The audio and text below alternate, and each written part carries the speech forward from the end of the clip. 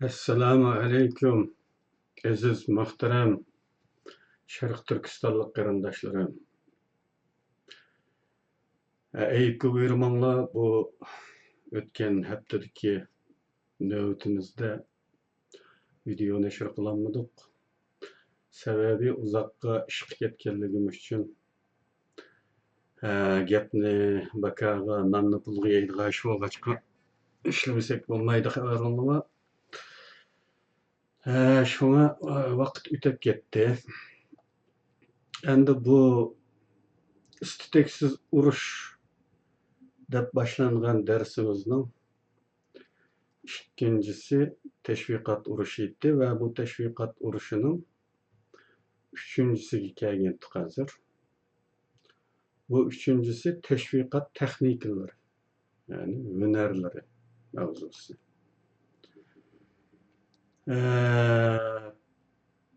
Muvaffaqiyatli bir tashviqotning qanday tayanch prinsiplari bo'lishi kerak bo'lsa, muvaffaqiyatli kim bo'lsa bo'lmaydigan yana bir taraf tashviqot hunari yoki texnikasidir. Mushu hunarlarga tayonganda tashviqot haqiqiy ta'sirli tavranmasalga keladi. Bular shulardan iborat. Parlaq, güzel ma'nolik so'z va ibratlik, ta'sirlik, g'idiqlig'ichi turatli iboralar va tamsillarni ishlatish. Chunki tashviqot xalqqa qaratildi dedik-ku. Agar xalqqa qaratiladigan bo'lsa, uni jalb qilmoq lozim. Jalb qilish uchun so'z go'zal bo'lishi kerak. So'z ta'sirli bo'lishi kerak. So'z qiziqarli bo'lishi kerak. Bunun prinsiplarida tilga olganimizdami qiziqarli bo'lish prinsipi dedik-ku. Shunga o'xshash. Bu bir. Ikkinchisi guvoch ko'rsatish. Biz kishilarni bir narsaga ishontirishga urinayotgan ekanmiz, ma'lum nuqtai nazariga, ma'lum nazariyaga, ma'lum safsataga. Buning abstrakt gap bo'lganidan ko'ra, jonliq guvochilari bo'lsa, texmi ishonchli darajasi oshadi. Texmi ko'p odamni ishontira olamiz. Buning uchun guvoch ko'rsatish. Yana biri oddiylashtirish. Oddiylaştırışını biz burunlarda mançumunca bu mazmunda dep öttük. Teşviqatның asası obyektli xalq bo'lganligi uchun va xalqning o'tir qatlamıga, o'tir saviyasiga xitob qilinadigan bo'lganligi uchun oddiy bo'lmasa tushuniksiz bo'lib qoladi. Bu sababdan oddiy qilamiz. Yana biri xalq odami sifatida ko'rinish. Xalqning yaqini, xalqning dardini anglag'uchi bo'lib ko'rinish.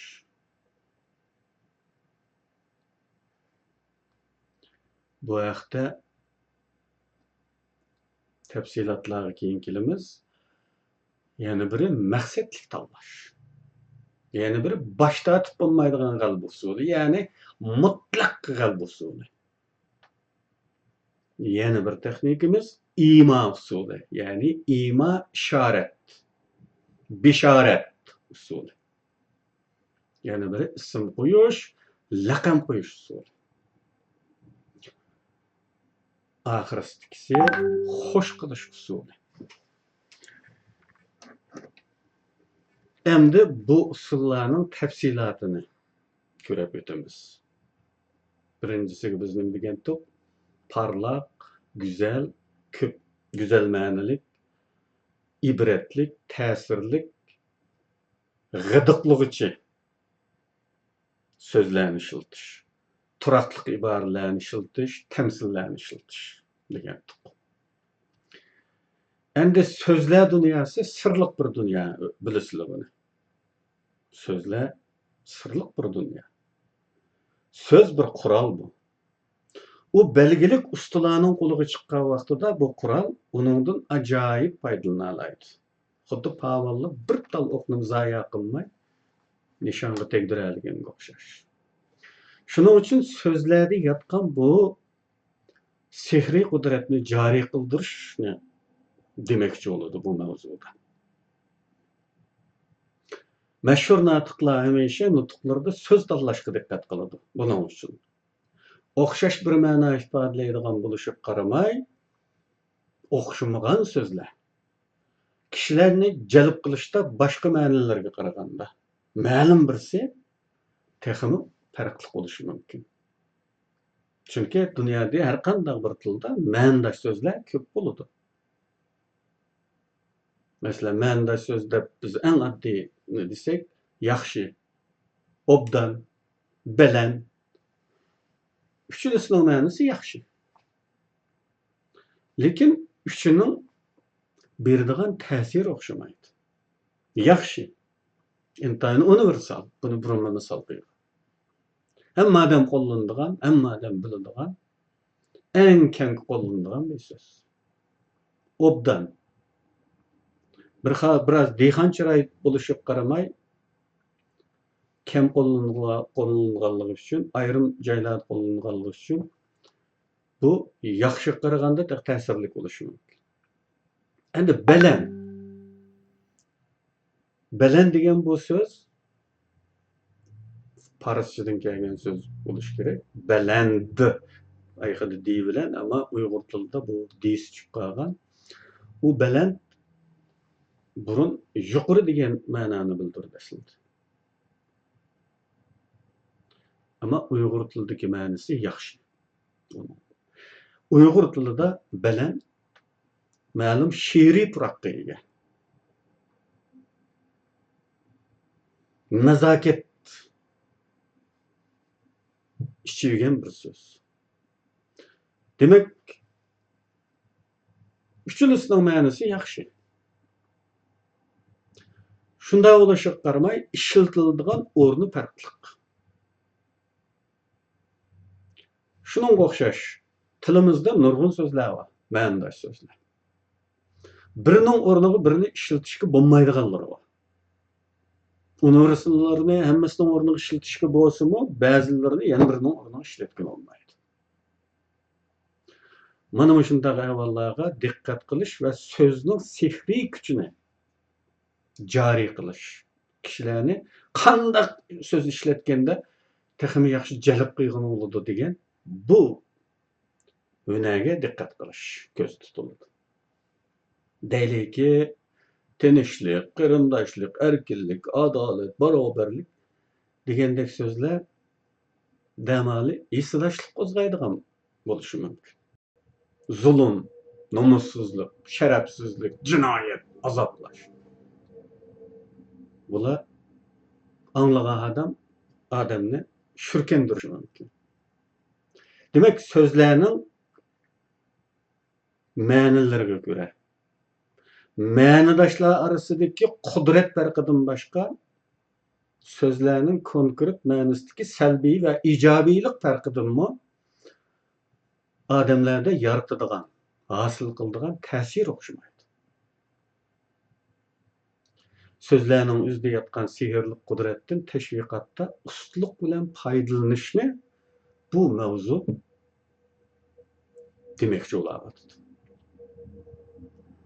Masalan, tashviqot bu. Tashviqotda bir yetakchi shuvar bo'ladi dedik-ku. Bir muncha tafsilot yig'inchoqlangan jimiy mazmunni ifodalab beradigan bir shuvar bo'ladi. Normalda tashviqotchilarning har qanday bir so'z, bir qisqa bir jumla qatorliqlarga yig'inchoqlaydi buni.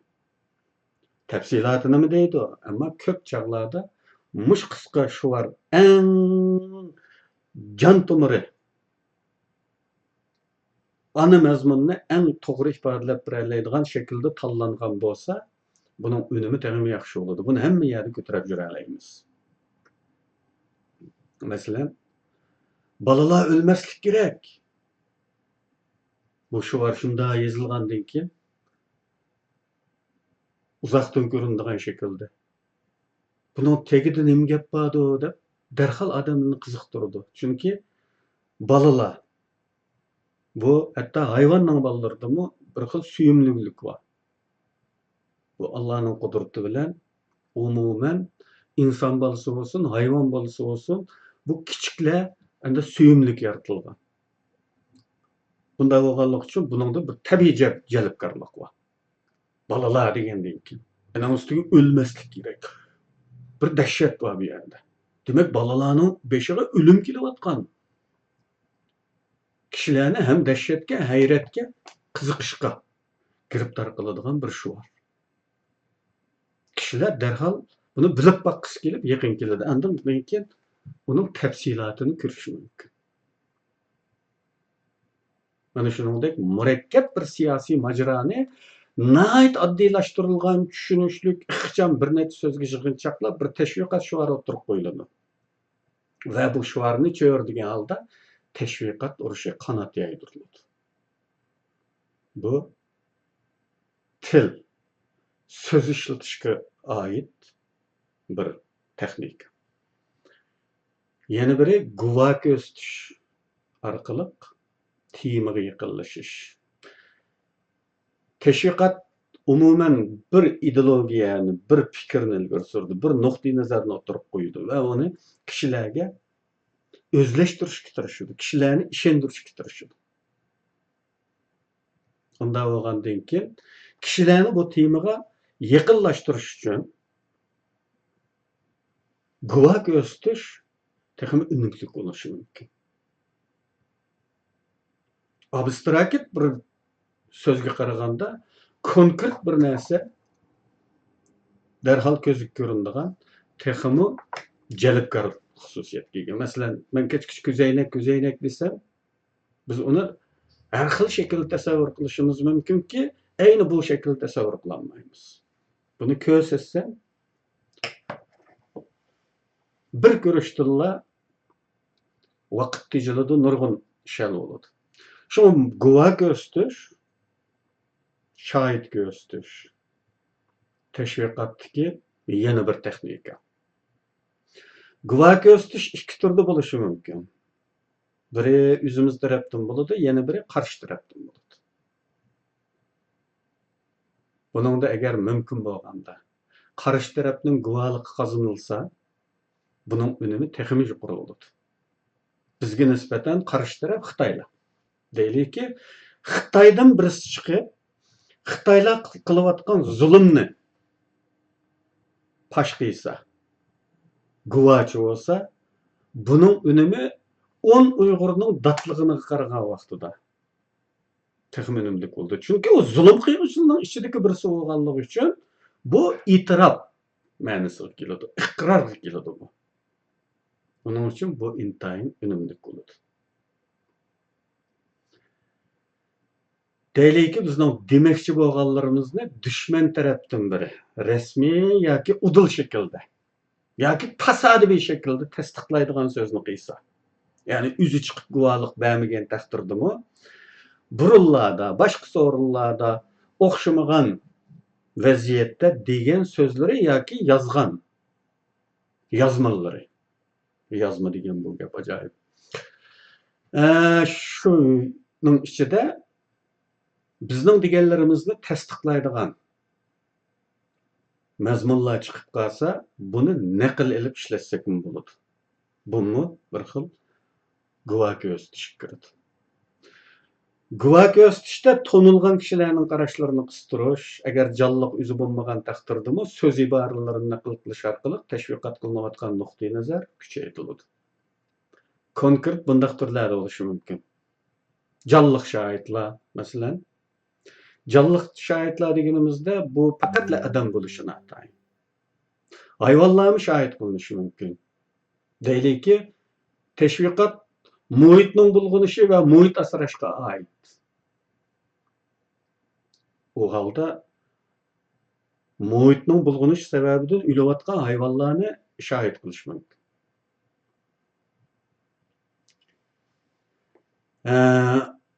Shohidlar odam bo'lgan vaqtida mo'yimlari, odam shohidlarning mo'yimlari dushman liderlari. Dushman liderlar qanday shohid bo'ladi degan fikr tug'iladi cho'qim. Xalqlarda dushman liderlarning o'z davlati haqida, ya'ni dushmanimizning bizning haqqimizda qilgan ijobiy so'zlarga ishonish moyilligi texim kuchli bo'ladi. Dushman turib bizning haqqimizda ijobiy gap qilgan bo'lgandan keyin bu bak ishonchli tuyuldi insonga. Masalan, Napoleon Bonaparte Türk askari haqida shunday deganki, Türk askarini o'ltirgili bo'ladi, ammo yengili olmaydi. Bu dahshat bir so'z. Agar bu Turkiyada Türk armiyasini suyumlik ko'rsatish, qudratli ko'rsatish, qahramon ko'rsatish uchun elib berilgan bir tashviqotga Napoleonning bu so'z qistirilsa, hadsiz kuchlanib ketadi bu tashviqot. Yana masalan, Ikkinchi Dünya urushi davrida, men buni ilgari bir qatim boshqa bir munosabat bilan naql qilgandim. Ikkinchi Dünya urushi davrida Winston Churchill Buyuk Britaniya imperiyasining bosh vaziri Tüven palatada navbatdagi urush vaziyatidan doklad berganda bir nutq so'zlagan. Bu nutqida shu qatimliq urushdagi ittifoqdosh davlatlarning asosligi Angliya armiyasining mag'lub bo'lishidagi sababni tushuntirishga to'g'ri kelgan. Chunki demokratik davlatlarda xalqning vakillariga hisob beradigan ish. Bu hisob berishda Churchill shu qatimqi mag'lubiyatni sabab ko'rsatib shunday degan. Biz intayin kuchli bir dushmanga duch keldik. Agar urush keltirib chiqargan vayronchiliklarni hisobga olmaydigan bo'lsak, Rommel haqiqatan buyuk qo'mondon deb qarshi tarafdagi dushmanning qo'mondonini nihoyat yuksak baholagan. Rommel, bilasizlar, bu Natsiz Germaniya armiyasining bekmi donliq bir general, marshali. Qumluq tulkisi deb laqam olgan Shimoliy Afrikadagi urushda bir qatim ittifoqdosh armiyani nihoyat cho'ng mag'lubiyatga uchratgan. Shu sababdan Churchill uningga shunday yuqori baho bergan. Bu baho Germaniyaning o'zining bu marshalini ko'kka ko'tarib, minglarcha maqtig'ini qaragandimi, katta tom kitoblarni yozib etgan qaragandimi, dushman bir liderning degan bu bir jumla so'zi texmi qudratli kuchga ega. Endi do'st liderlar, do'st davlatlar, do'st tashkilotlarning liderlarining haqqimizdagi qarashlari, baholari qatorliqlarni nihoyat muhim. Va bu qistirmalarni tashviqot qistirsak, uni kuchaytirishi mumkin. Donliq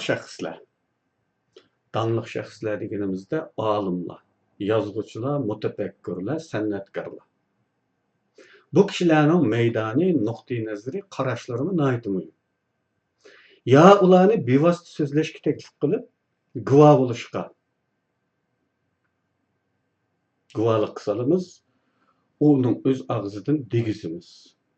Yoki uning ilgari boshqa so'rinlarda boshqa munosabatlar bilan degan so'zlarning orasidagi bizning tashviqotimizga uyg'un tushadigan, bizning nuqtai nazarimizni kuchlantiradigan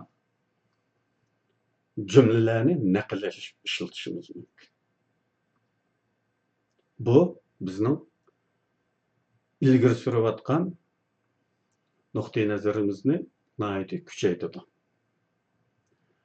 Endi bunga bir misol berib o'tsak, Uyg'urlarning hayotidagi ko'rilgan amaliy misollardan birini.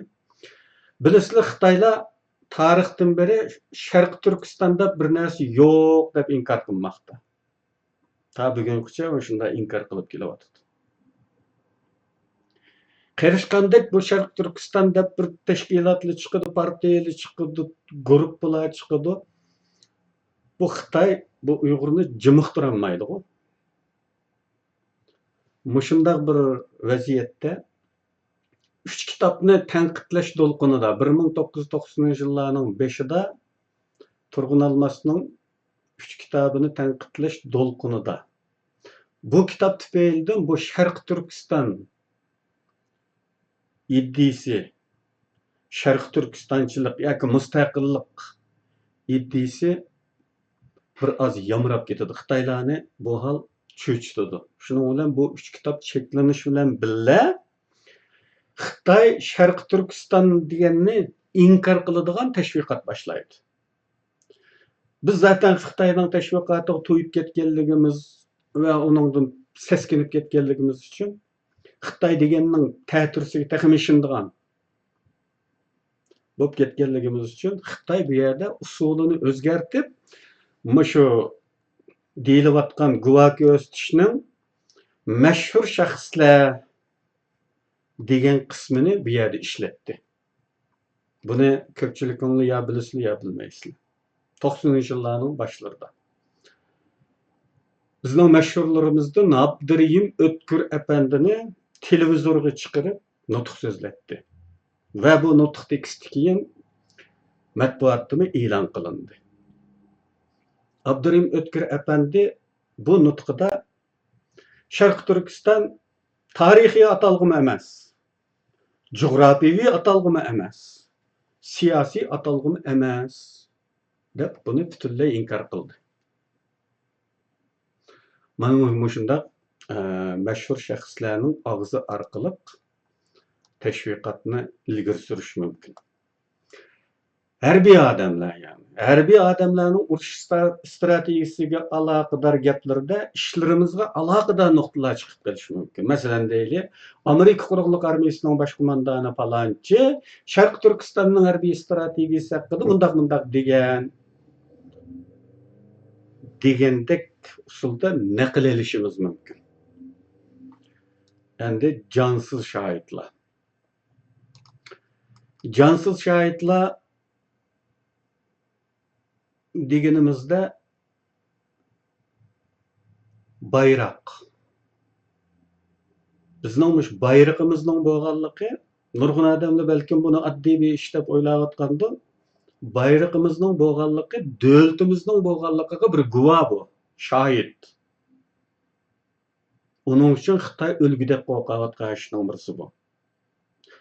Bayroq, plakat, rasm, masjid, cherkov, muqaddas kitoblar. Bular jonsiz shohidlarga mansub.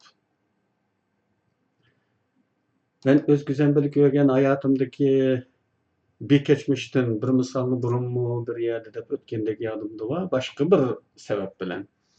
Başka bir işki misal kıldım buna hitavır.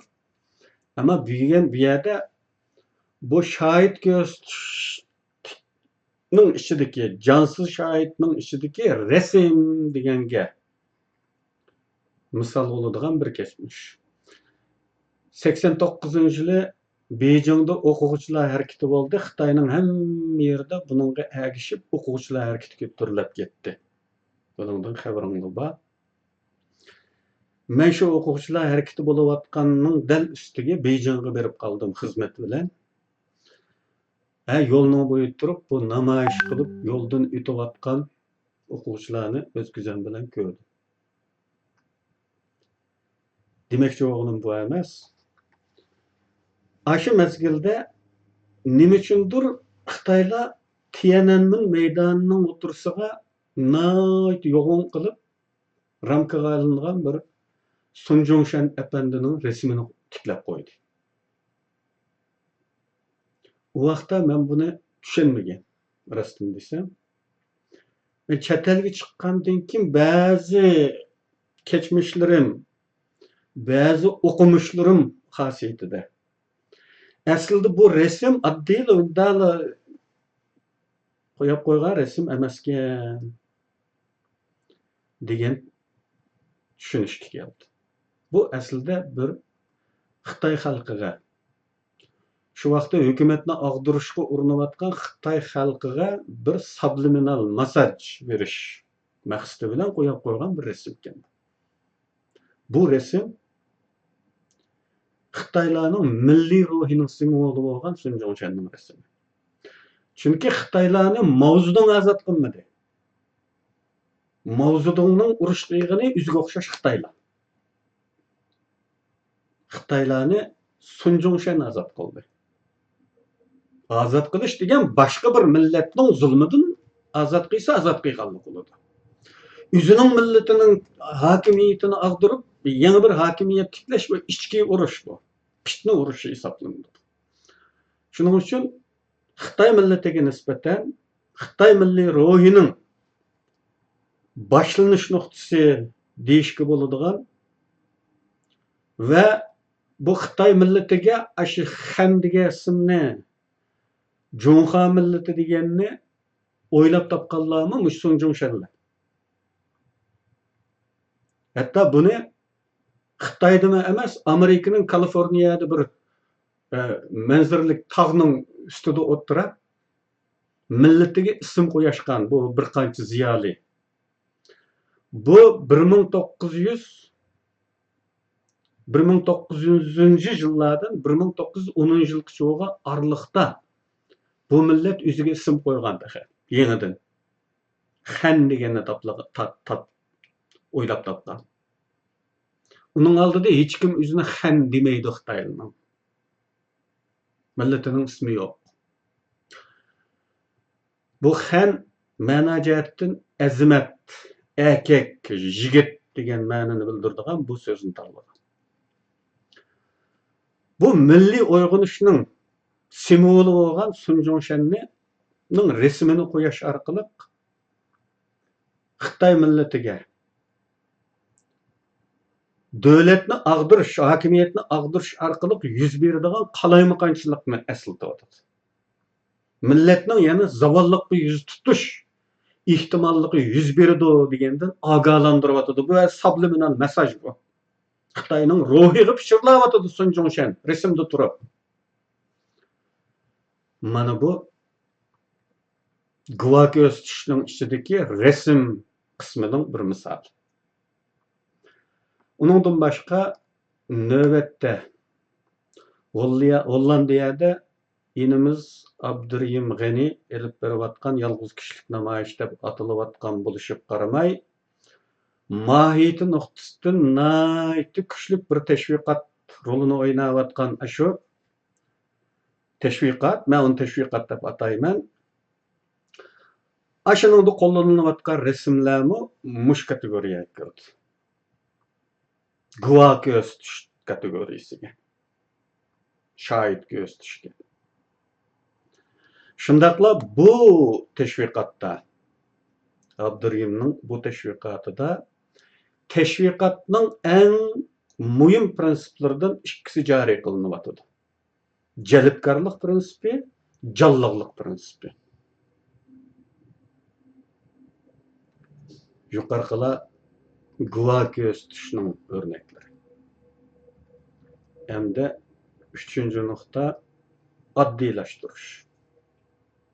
Burunmi deb kelgan to'q tashviqotning xitob qilish obyekti odatdagi xalqlar. Shunda bo'lganligi uchun oddiylashtirish nihoyatda muhim. Muhim bir texnika bu. Oddiylashtirish deyilgan vaqtida nimani oddiylashtirish? Tashviqotdagi jumlalarimizda, ishlatgan so'zlarimizda anglag'uvchilarga biz nishon qilgan ommaga beradigan tuyg'usida muayyansizlik tuyg'usi berib qo'ymasligimiz shart. Buning uchun so'zlarning majhul darajalarini ishlatishdan, jumlalarda taxmin mazmunlarini qo'llanishdan saqlanmoq lozim. Taxmin mazmunlari qo'llangandan keyin, demak u deyilayotgan nuqtai nazarga tashviqotchining o'zining u qadar ishonchisi yo'q degan gap. U holda har qanday ishini bo'lgan. Uning uchun taxmin jumlalardan majhul darajadagi so'zlardan saqlanmoq lozim. Keskin, aniq, oddiy bo'lish kerak. Endi bu oddiy bo'lishninki bir qancha o'rniki, birisi qisqa bo'lish. Bir qancha so'z bilan temaning jon tomiri hisoblanadigan nuqtaga tegish lozim. Ya'ni yuqorida dedik-ku, bir shuar o'tirib qo'yildi. Oldingi qitimda dedim, Obamaning butun saylam tashviqotining yetakchi so'zi nima edi? Change. O'zgartish. Birli so'z. Sizlar zaman Turkiyaninkiga bek diqqat qiladi Uyg'urlar. Qarab baqsanglar, Turkiyaninkida ya bir so'z, ya bir jumla ishlatganligini ko'ramiz. Bosh. Lokomotiv sifatida. Erdo'g'anning saylam tashviqotida. İkincisi, o'rtacha saviyaga xitob qilinish kerak. Buni ko'p dedik. Har kultur topidagi insonlarning saviyasi o'xshash emas. Saviyasi o'xshash bo'lmagan ekan, o'rtacha saviyasi o'xshash bo'lmaydi. Chet elliklarga, Yevropaliklarga xitob qilgan bir tashviqotimizning saviyasi bilan o'zimizning xalqqa qaratilgan tashviqotning saviyasi o'xshash bo'lishi mumkin emas. Bu o'xshash bo'lib qolsa bo'lmaydi. Chunki xalqlardagi saviya o'xshash emas. O'rtacha saviya o'xshash emas. Masalan, Turkiyaninki statistikalarda Turkiya xalqining o'rtacha saviyasini boshlang'ich maktabning 4-sinf debdi. O halda Uyg'ur xalqining o'rtacha saviyasi 3-sinf bo'lishi kerakmi yoki 2-sinf bo'lishi kerakmi? Buni o'ylanmoq lozim. Endi 3-chi nishonga qarata shuar belgilash. Nishon nim bo'lsa, shu qitimliq tashviqotning nishoni nim bo'lsa, shuningga yarasha shuar belgilash. Yoki qaysi ommani nishon qilgan bo'lsa, tashviqotning obyekti kim bo'lsa, shuningga qarata shuar belgilash. Nishon qilingan to'pning kishiligini qo'llamoq lozim. Uning kishiligidagi ortiqchiliklari, mayilliklari, suydiganlari, nafratlanadiganlari. Buni obdan ölçmek lazım ve onunla göre. İnsanlar umumen öz işlerinin sırtideki urinishlarning hammasining ahamiyatini qabul qilishni xohlamaydi. Hem mademki o'zi muhim bo'ladi, o'zi muhim tuyuladi, o'zi eng jafo chekayotgandek tuyuladi, o'zi eng muhim ishni qilayotgandek tuyuladi. Bu insonning fitratidagi bir shaxsiyatchilik. Bunday bo'lgandan keyin o'zining ishining sirtidagi urinishlarni ahamiyatini qabul qilishni xohlamaydi. Buning sababi yoshirin ongning intilishi. Yoshirin ongning moyilligi. Yoshirin ongning seg'inchi. U ma'lum narsani talab qiladi. Masalan, shu var. Modernizmlik san'at talbilikdir. Doktorlar xatolarni yoshiradi. Sotchilar para oladi. Saqchilar yo'lsiz yerga odam urdi degandek jumlalar asli tarafdor topa olmaydi. Nima uchun? Chunki insonlarning yoshirinadagi intilishlari yoki moyilligi qilib boqmagan, bilmagan turdagi ishlarni past ko'rish, kichik ko'rish, yaratmaslik moyilligi yaratadi.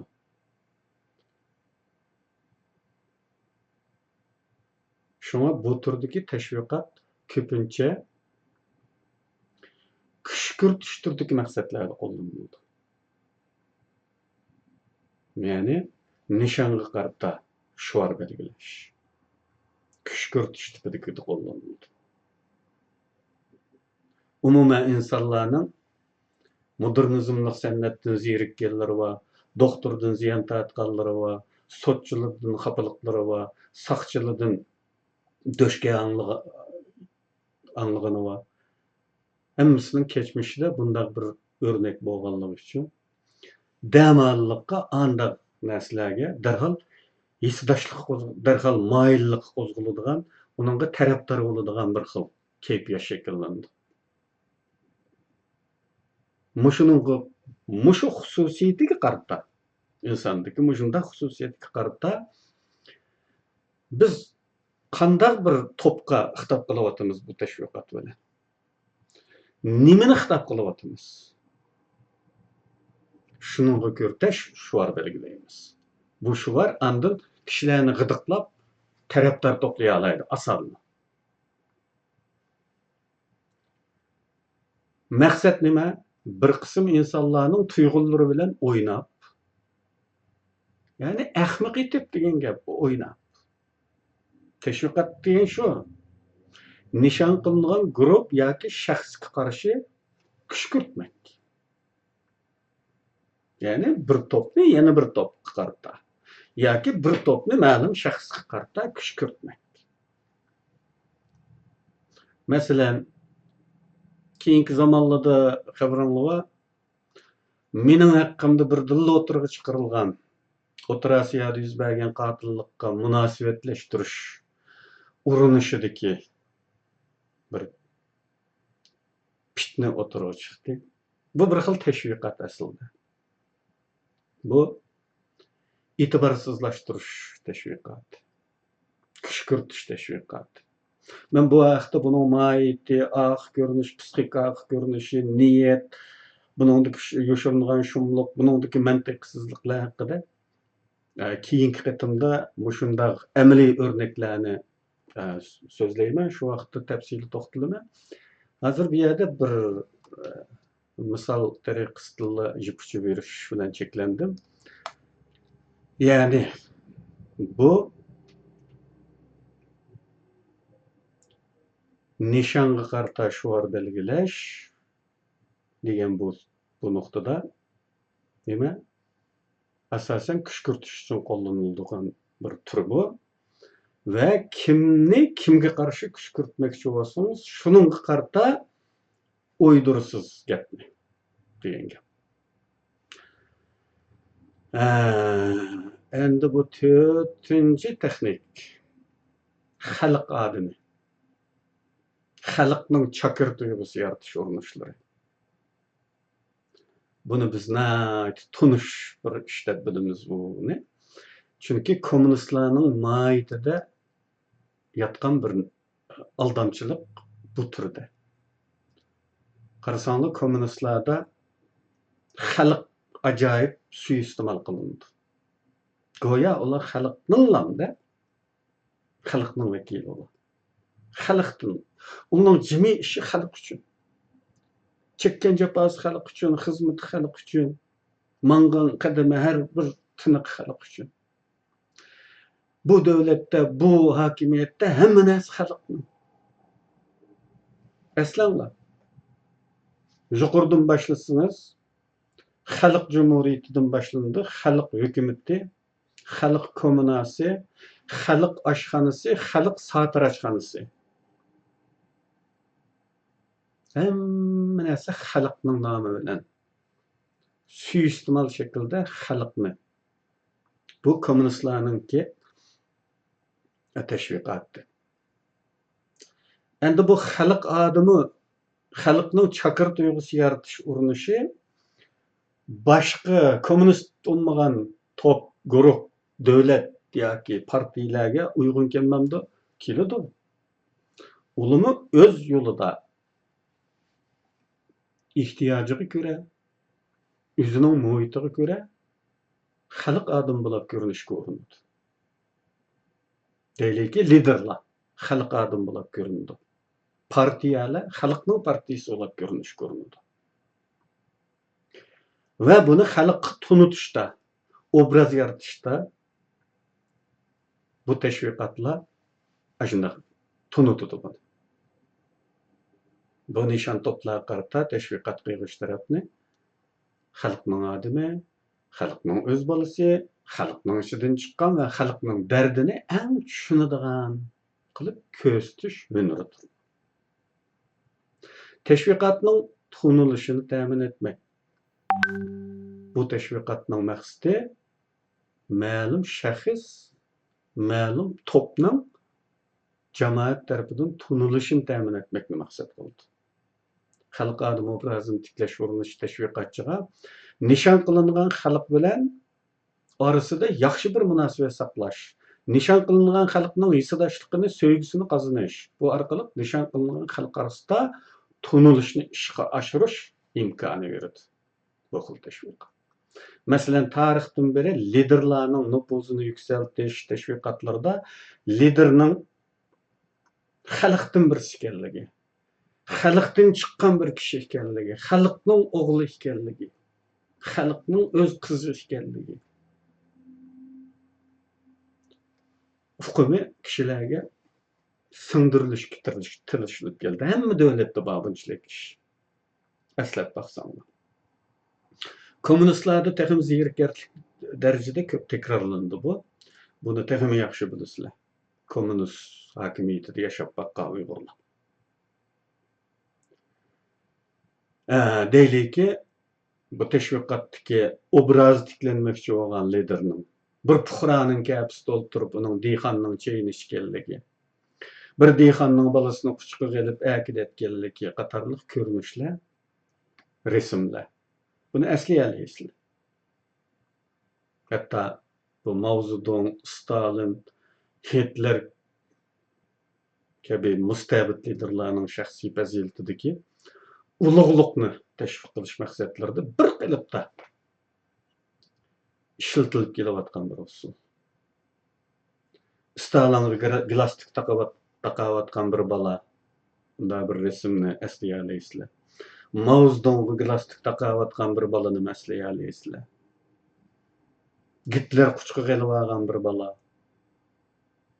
Bu obraz tiklash uchun xalq odami bo'lib ko'rinish, xalq odamini sifatida tunutish urinishi. Bu shaxsiy liderlarga qaratilgan bo'lsa. Endi Xitoylarning bir takrorlaydigan bir tashviqot gapi bor. Kommunistlar xalqning chakiri deydi. Asli xalqninki shillisdiki hukmron. Ama özlerini xalqqa qanday taqdim etadi? Xalqning chakiri. Shunlashqa uning zo'rliq zo'ravonlik qiladigan saqchilari xalq saqchilari deb ataladi. Xalqqa qarshi bostirish olib boradigan askarlari xalq askari, xalq armiyasi deb ataladi. Xalq ozodlik armiyasi. Xalq suiiste'mol. Şəxs və partiyalar, guruhlar, yoki hokimiyat ustida bo'lgan vaqtida bu tashviqot buni xalqning qilib ko'rsatgan vaqtida buni mutlaq g'albi usulida yana so'zlashimiz mumkin. Mutlaq ko'pchilik xalqni vakili sifatida ko'rsatilgan vaqtida uningga qarshi chiqish biroz ta'sirlashida insonning psixikasida. Ya'ni bu ko'p sonliq. Bu ko'pga vakillik qiladi. Mutlaq ko'pchilik insonning irodasi bu. Buningga qarshi chiqish nima bo'ldi? Mag'lubiyat. Uning uchun shunday obraz yaratish urinishi olib berildi. Buni partiyalar, yenidan qurilgan ve qatag'a kirishga urinayotgan partiyalar ishlatishi mumkin. Tamamen bo'laverdi. O'zining partiyasining xalqqa mansub bir partiya ekanligi, xalqning g'amini yeydigan partiya ekanligi tashviqoti qilinishi mumkin. Belgili kishilarni tanitmak deganimiz shu. Ya'ni liderlarni tanitmak. Endi bu tanitish, bu ulug'lashlar ve kişilerinin sevgisini kazanışını maksat qilgan bu tashviqotning bazı mühim noktaları var. Bunun mühim noktaları xalq adamı yaratışda dikkat tutilish kerak bo'lgan noktalar. Lider xalq xitob qilganda xalq adamı bo'lib ko'rinaman degan lider. Şu yerning yerlik tili, odat so'zlari, idiomlarini to'g'ri qo'llanish kerak. Külkü qanmaydigan şekilde. Bu arqalıq bu toplumda bu kishi haqiqatan o'z odamimizkan degan tuyg'u paydo qila oladi. Yana biri muvofiq dialekt qo'llanish, talaffuz va shivi uyg'unligini muhim rol o'ynaydi. Endi shu yaylaqda endi bu lider bir yaylaqqa borgan bo'lsa, shu yizida lider nutq so'zlash uchun o'zining saylom tashviqotini qilish yoki partiyasining tashviqotini qilish uchun shu yiziga borgan bo'lsa, shu yiziga, shu yaylaqqa oid tema so'zlashi lozim. Bir mahochi bilan so'zlashsangiz, ot haqida paran qilsangiz, uning qulog'iga texim xo'sh yoqadi. Uningga kompyuter haqida gap qilsangiz, eshakning qulog'iga sata chaqandek bo'ladi. Ya'ni her toplum o'zininki bir xitob tili bor. Dehqonga dehqoncha xitob qilamiz. Etizarning ishlari bilan so'zlashimiz mumkin. Sanoatdan gap qilsak, u tushunmaydi. Shunga o'xshash, shu yaylaqqa, shu yiziga oid so'zlarni so'zlaymiz. Shu yerga oid temini so'zlaymiz. Shu yerga oid simvollarni qo'llanamiz. Bunday so'zlar har yerda yaqinlik uyg'otadi insonlarda. Ya bu adam bizning hayotimiz necap yaxshi bo'ladigan adam ekan deb yaqinlik his qiladi. Ijobiy inkaslarni paydo qiladi. Masalan, bizning muhitimizda deylikki, bir kadr xotanga tushdi deylik, xizmatga. Biraz talaffuz farqli bo'lgan. Yoki texmi farqli talaffuz so'zlaydigan lopnurg'a bordi deydi.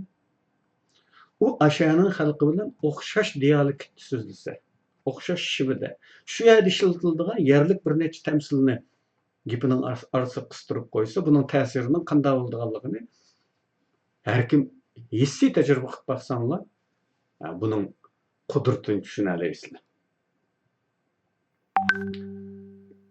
Yana bir texnika, tashviqotning yana bir texnikasi maqsadli tanlash. Bu nishon qilingan xalqqa sunish istalgan fikrni tasdiqlaydigan, isbotlaydigan barliq hujjatlarning tanlanib qo'llanilishini ko'rsatadi. Bu texnikada temaga munosabatli barliq materiallarni to'playmiz va bularning orasidan tashviqotimizning ana fikrini eng ta'sirli shaklda tasdiqlaydiganlarni tanlaymiz. Buning yana bir texnika shuki, aksini sunish orqali elib beriladi. Yani teatr reklam, bunu ben burun tilga alan. Teatr reklam orqali insonlarda onu bir qarini ta'kidlab o'tib, insonlarga oqni bildirgili bo'ladi. Chunki tashviqot kommunistlarning tipida zerikarlik, bir xillik bilan to'lab qolsa, bu to'g'ri, xato deydigan sotchilik sanisi turib olib, baho berish tayinib qolsa, insonlarni ishontirolmaydi. Ya sen bilamsan, ya to'g'ri bilan xatoni deydiganlar chiqib qoladi. Uning uchun her zaman bir tarafdan bir yuz bilan xitob qilinmaydi. Teatr tarafdan, aks tarafdan isbot qilishimiz mumkin. Masalan, Xitoylar emas, dunyoning hamma yerida bor istixborotning bir turida bir odamni xalqqa so'ydirish uchun uni ayblishi mumkin. Qo'lga olishi mumkin. Texmi suyumli bo'ladi u odam. Anandan keyin ishga selishi mumkin. Xalqqa so'ydirib bo'lgandan keyin. Buni men ilgari istixborotga oid temada misol berdim. Sovet ittifoqida mashhur yozuvchi Sholoxov Etiva bola shaklida qo'yib bitilgan. Kishilarga so'ydirilgan yani. Shuningga o'xshash ishlar bizning hayotimizda nihoyat ko'p. Biz nurg'un odamlarni yaxshi ko'ramiz. Ammo nemishqa yaxshi ko'rganligimizni jiqlarimiz bilmaymiz. Demak, biz sababsiz yaxshi ko'rgan bo'lib qolamiz u holda. Nima uchun yaxshi ko'rgan bo'ldi? Birlari bizga so'ydi u odamni. Yaxshi ko'rgizdi. Ya'ni bunda ta'tiridim. Masalan, Xitoy yomon degan odamni biz yaxshi deymiz. Yani buning ta'tiridim bir odamni hurmatli qilishning bir yo'li bu. Ta'tir reklam usuli. Shunga o'xshash tashviqotdimi tüp-tüzdalla to'g'ri, men xato deb ketsangiz ishonchli olmaymi qoladi. Bunda hollarda dushman nuqtasidan ta'tir tarafdan fikringizni kuchlantirasiz. Ondan boshqa dushman tashviqoti tarafidan ilgari surilayotgan fikrlardiki xalqning zaniga tegadigan xususlarni qilinib, xalqning yarasini g'idiqlash orqali xalqning nafratini qo'zg'ash mumkin. Yana bir texnika mutlaq g'alaba usuli. Yuqorida buning ba'zi mazmunlari biroz deyildi. Bu usulda teşvikatçı o'zining qarashlarini mutlaq ko'p sondagi xalq ommasining qarshi tutadi sunadi. Xuddi Xitoy teşvikatlarida ko'rildigandek. O'ziga qarshi tarafni Xitoylar nima deydi? Intayin as-sondagi bir hujumlar deydi. Hatto butun Xitoy xalqi qo'zg'alib, hokimiyatga qarshi ko'chaga teshib chiqib baqsin, Xitoy yana hech nima qilmasdan intayin as-sondagi bir hujumlar. Haqiqiy ahvolni bilmaydigan ommani qaymoqtirib, "Qalan pokon" deb gapini yo'g'iltiyverdi. Go'yo u, ya'ni Xitoy hokimiyati ko'pga vakillik qiladi. U ko'pning vakili. Asosli xalq ommasi uning bilan bir maydonda. Buni ko'rsatadi bu tashviqot. Bu xil tashviqot bundaq bir xil metod bilan chiqib, ya'ni bu to'p asosli xalq ommasi bo'lgan bu to'p mutlaq g'alaba qiladi degan hukmni sunadi kishilarga. İnsanlarning xarakterida nim bo'ladi? İnsanlar her zaman g'olib tarafda bo'lishni tanlaydi. Shunlashqa yenidan bir ish o'tirib chiqsa, ko'p odamlar o'zining tarafini bildirmaydi. Tutumini bildirmaydi, pozitsiyasini bildirmaydi. Nemishqa yengilguchi bilan yenguchi taraf qaysi bo'lganligiga ko'zi yetmaganlikdan. Bu biroz ro'shanlashgandan keyin g'olib tarafga o'tib oliblar, o'zini bir g'oliblar qatorida bo'lishni yaxshi ko'rdi. Insonlarning hammasi bor bu xususiy. Shuning uchun insonlarni o'ziga tortish uchun o'zining tarafini eng kuchli taraf, eng keng xalq ommasiga vakillik qiladigan taraf deb taqdim qilindi. Xitoylarning metodi bu. Ama bu metodni Xitoylarning deb bilan uningga atib boshqadan ishlatmaydigan ish emas. Buni o'zini yuksaltirmoqchi bo'lgan tashkilotlar, partiyalar har xil shaklda, har xil usul bilan, har xil o'xshamagan rang farqlari bilan ishlatishi mumkin. Buningdagi asosiy maqsad nima? Do'st guruhlarni kuchlantirmak, tarafsizlarni qozonmak, dushman guruhlarni bölmek, arasida tushunishmaslik paydo qilib chuvib tashlamak.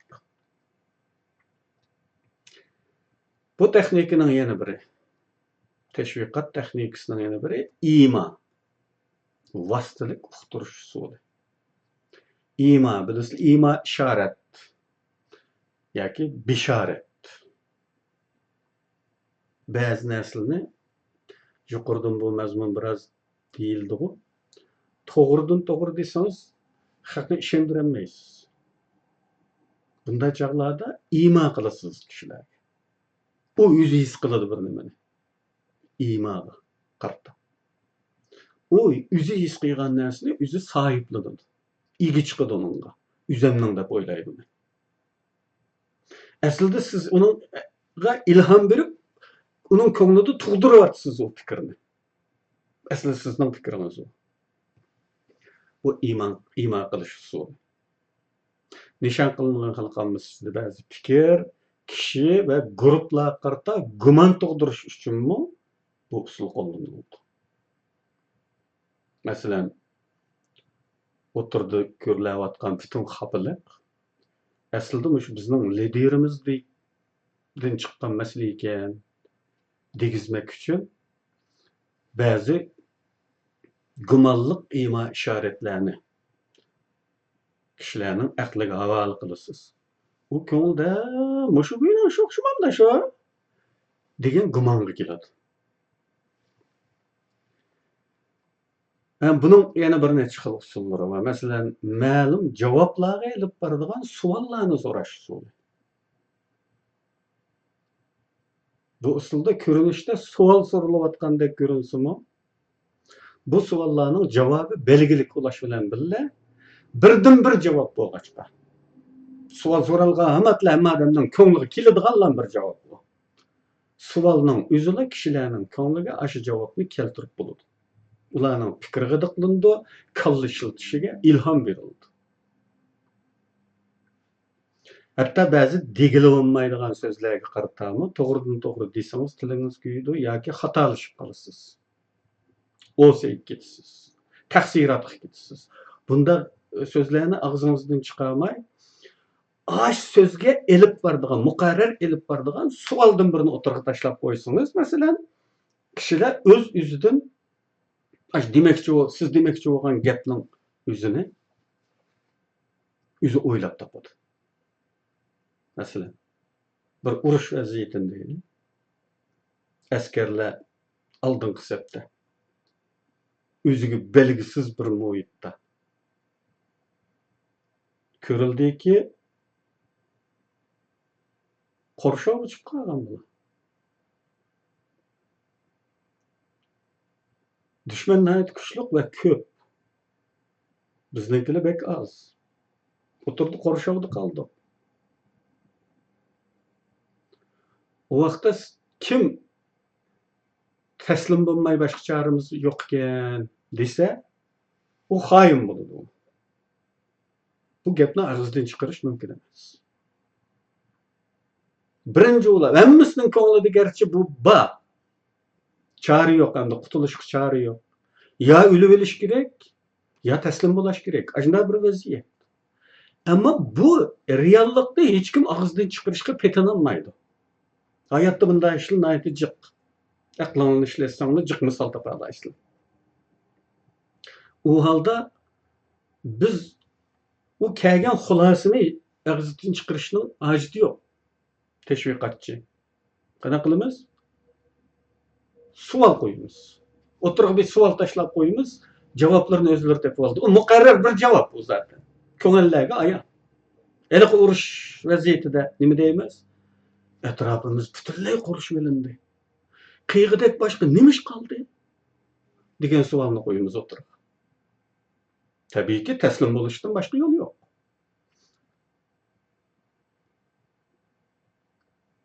Ama taslim bo'lishimiz kerak, boshqa chiqish yo'limiz qolmadi deganda to'g'ridan to'g'ri degili olmaydi. Savolni qo'yib qo'ysangiz, hamma odamning ko'ngliga muqarrar holda taslim bo'lishdan boshqa yo'limiz qolmadi degan javob keladi. Xuddi shunga o'xshash.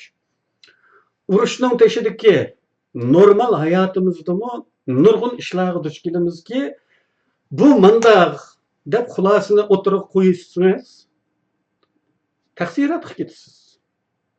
Siz yomon. Bo'lmasa hammasining ko'ngliga keligilek. Lekin eg'izdan chiqargan odam jinoyatchi. Bunda avvalda qanaqa qiladi? Savol tashlaymiz o'tirib. Teşviqatning yana bir turi bu. Bir texnikasi, bir hunari bu. Ta'na mizah yo'li bilan imo qilish. Imo qilishning biri muayyan javobga olib boradigan savol tashlash. Yana biri ta'na qilish yo'li orqali imo qilish. Imo qilishning ta'sirli usulidan biri ta'na qilish. Dushman haqida qilgan latifalar keng ko'lamdagi anglag'uvchilarga ega bo'la olishi mumkin. Yüzüne qiziq bo'lish alohidalik qilib ko'ra. Nayt tez arada. Endi bu bir ommaviy tashviqot. Qanot yeyib ketadi. Birdan biriga kuch ketmaydi.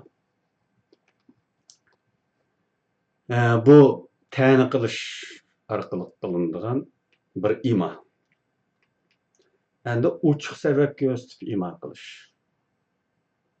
Ochiq sababga o'sib imo qilish deganlik aniq bo'lgan sabab ve ma'lumlik bo'lgan reallik. Bo'lgan voqealar anlatilib. Kishilarning esiga selinish orqali javobgarlar imo qilinishi mumkin. Ya'ni o'tgan hayotning achchiq saboqlarini eslatib turib imo qilinishi mumkin. Kishilarning ko'ngliga darhol keladi ekan. Ecdatlarımız aşında bir vaziyette aşında qilib buni yegan emasmi deganni o'zi ishoratdan o'zi o'ylab topalaydi. Munosabat bog'lash yo'li orqali imo qilish, nishon qilingan ommani dushman guruhlariga chetish yo'li bilan nafrat tug'dirish yo'lidir. Ya'ni düşmanga yaqin turayotgandek bilingan ba'zi odamlarni düşmandan ajratishning bir usuli bu. Uni texmi choplab uni.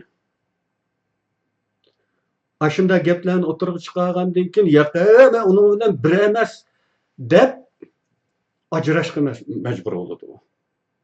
Uni ajratish tashviqoti bu aslida. Düşmandan nafratlanib biz tarafga kelishga majbur qiladigan bir ishorat bu. Uni düşmanga bog'lash orqali. Endi gap cho'chak yo'li bilan imo qilish.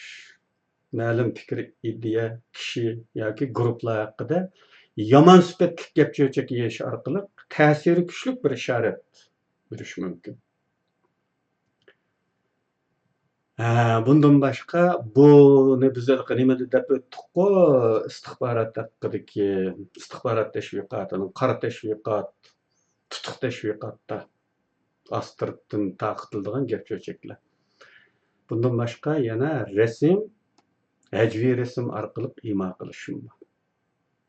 Ovoz, so'z uslubi va qiliq harakatlarni do'rash orqali qilinadiganmi ishoratlar bor. Bu nihoyatda kuchli tashviqot.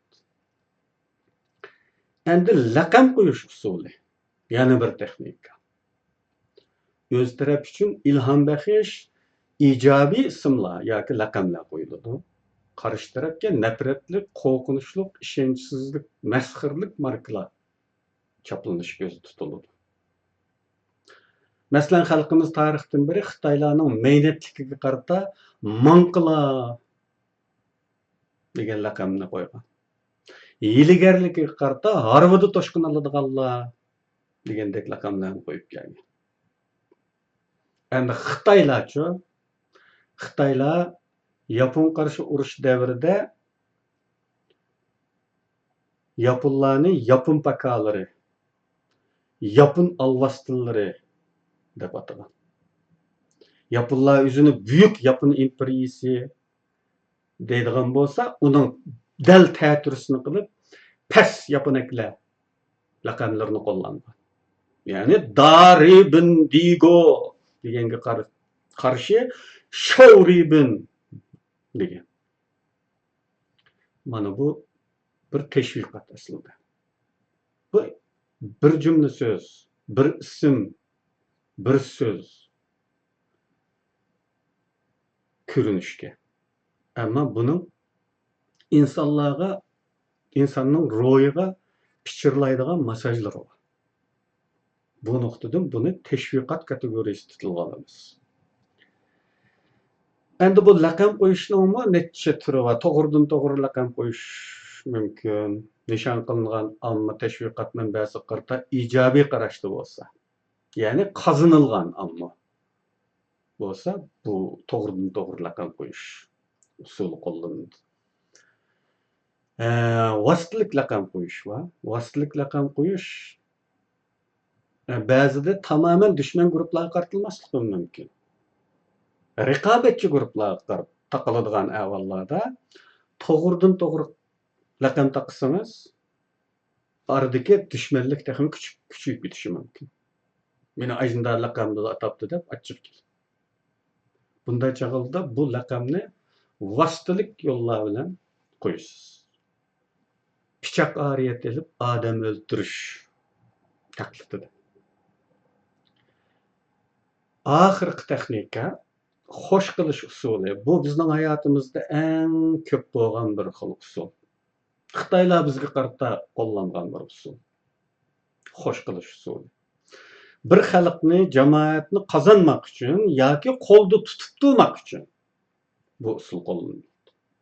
Bu usul radio televiziya orqali xalq yaxshi ko'radigan san'at programmalarini sunib, programmalarning oraliqida nayt ustulik bilan maqsad qilingan fikrlar qistirilib, sezdirmasdan singdirish usuli. Bu bizning hayotimizda eng ko'p bo'lgan, biz buning ta'siriga eng ko'p uchragan bir millatmiz. Nurg'un go'zal naqshillarimizning musiqalarini elib, inqilobiy Xitoy nima deyiladigan, kompartiyani, mavzuyni nima deyiladigan tekstlarga almashtirib o'qiydigan ishlar qilindi. Hatto muqom tekstlari almashtirildi. Balkim yoshlarning xabari yo'q. Bizning bola vaqtimiz va yosh davrimizda Beijing teatri deydigan teatrlar avjagan zamonda bir Qizil Chiroq deydigan Beijing teatri var. Aşı ilqi Erxan Senben ahanı deydigan ahanlıda eshekning hangrishiga o'xshab ketadigan naqshini o'qiydigan. Bu Xitoyning an'anaviy milliy teatri Uyg'urchaga tarjima qilindi. Tarjima qilinib, buningdagi naqshlar muqam tekstlari bilan, muqamning muzikasiga birlashtirilib o'qildi. Masalan, Leyxening naqshisi rak muqami ahanglarida o'qildi. Chunki rak muqami mardona, jaranglik, o'qachqa qahramonlarga yarashadigan tipdindi. Bu xo'sh qilish usuli. Bizmi bunday qila olamdik?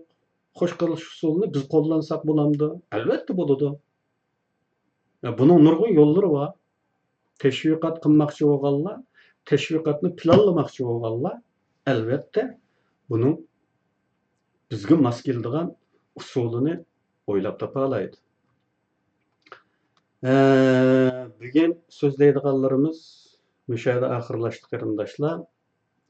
Yana bir programmam bo'lganligi uchun o'sha yerda to'xtatdim. Asli degan bu teşviqat mavzusini tugatmoqchi edim.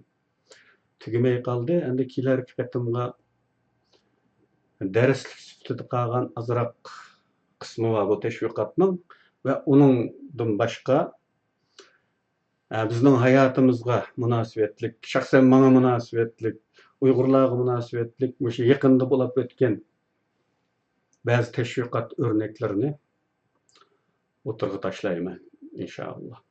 Hozircha hammanglarni Allohga topshirdim. Alloh hammanglarni salomat qilsin. Anglığınızla rahmet.